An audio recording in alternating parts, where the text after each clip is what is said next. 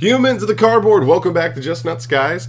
Today we get two more Alliance Insight reveals, two little small ones, nothing crazy, but it is like kind of fun for the future of Yu-Gi-Oh! Looks like Konami has taken two more like old classic vanillas and is turning them into just like actual effect monsters that do something. I don't know if they're amazing, but they do something here. So you have Serpent Night Dragon here showing off. That one is a little bit more relevant because I actually remember that one from the anime, I believe. And then this guy, I don't remember the original version of this guy, but it's, you know, it's like your Pegasus, looking guy.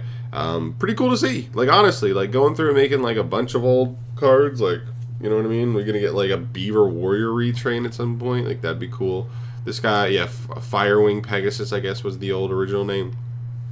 So anyway, starting off here, let's just get into it with Serpent Night Dragon, the Wicked Dragon. Not too creative on the renaming, but it is what it is. It's a level 7 Dark Dragon. Okay. 23, 50, 24, I believe these are the same as their old original stats. And the first effect is a hard once per turn. You contribute one other dark monster from your hand or field to special summon this card from your hand. Okay, not bad. I mean, like, listen, it's technically a neg one, right? Because you're gonna have to give up. You're gonna have to use this card and tribute something else just to get this on field. But okay, especially if you're playing a deck where like stuff triggers when they're tributed, like that helps. But I have to, it had to be in that situation. Second effect, when this card is destroyed by battle, you can target one monster your opponent controls, send it to the graveyard, then you can special summon this card. Okay, this effect's not once per turn, but that's still not the craziest effect. It's by battle, right? Like, that's just where you're like, okay, sure. A battle phase effect where you want to lose the battle.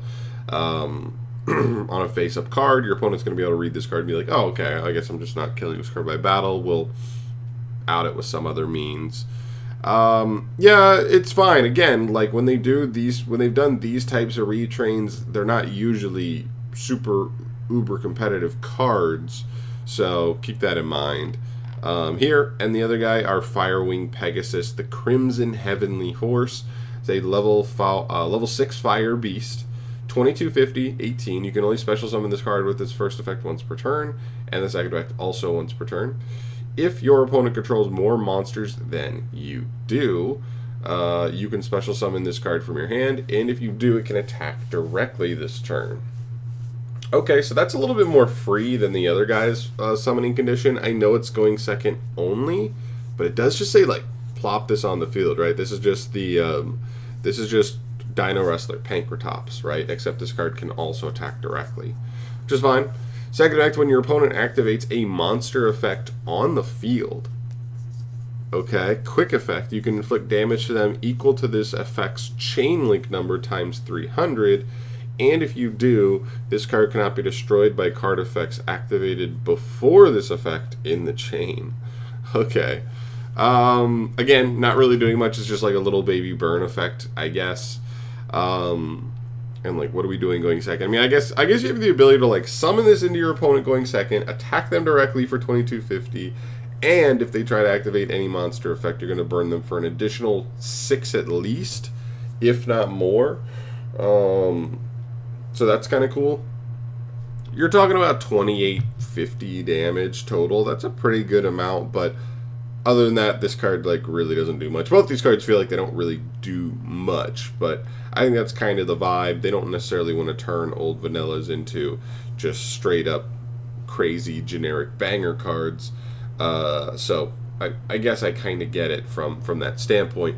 But I don't know. We've seen stuff like Memento come through and take some old vanillas and make them into like some pretty cool retrains, but it's still cool to see. These may be like more fun collector cards than actual like playables or casual cards maybe, but I'm not really feeling it competitively. The only other thing I wanted to mention here is their slots, okay? Because their slots in this set are number 31 and 32 for Alliance Insight, but if you actually look at the number, we have 29 different like archetypal monsters. It's actually like a much higher number than normal. So looking at this, look at this. So normally and go back one set to Supreme Darkness, right? When you go through the like archetypal support, the last slot you have for archetypal support is 21. That is so many less. Look at all these, and these are basically, I don't want to say fully filler, but like they're not named support cards. You start with Dark Sea, Serpent, Dry Algae, and you go all the way to like Tempura of Chance, EBI. Like you're going for 9 slots, 8 slots basically of just kind of filler stuff. You have Template Skipper in there, you have multiple Charming Meows, you have some other stuff, but like you have a lot more room for filler. This set, it looks like it's going to be a little bit more packed with just actual. Okay, all right, we're having fun with actual like just good quality stuff. So Live Twin Lila Sweet here at the 28 slot, and look at that. I mean, you just have so many more. I mean, in this set it ended at 21. We have 7 more cards. That includes, you know, Cyber Dragon cards, Live Twin cards, and even the freaking Skull Servant guy. So there's just like a lot more room for you know, archetypal support here. It's also important to note that like this could just be hinting at the fact that like whatever new archetype or even archetypes multiple, we'll find out very soon in the next couple weeks. Those cards could be a little bit main deck monster heavy, but we'll have to see. I hope there's just good support. You have 5 slots right here. That's probably 2 or 3 different archetypes getting support. Could even be 4. All right here, so that's really cool. And then in here, this would be where I would almost expect there to be like 1 or 2 new archetypes, and maybe 1 also support, and there's even a card missing in here as well. So there's a lot of stuff coming. Is basically my point. Is like it's a different breakdown than we're used to, but I like them just messing with tweaking the formula a little bit. Why not?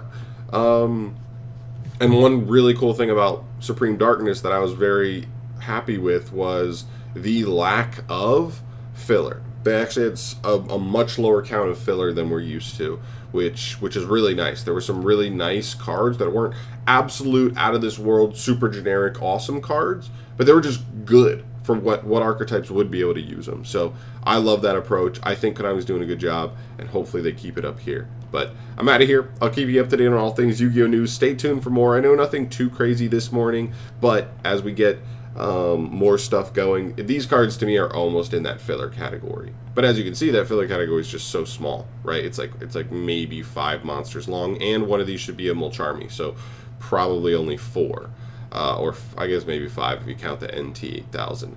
But yeah, there you go. I'm out of here for today. Thank you so much for watching. As always, guys, stay tuned for more. Subscribe to the channel if you want to stay up to date on all things Yu-Gi-Oh! News, and I'll see you in the next one. Peace.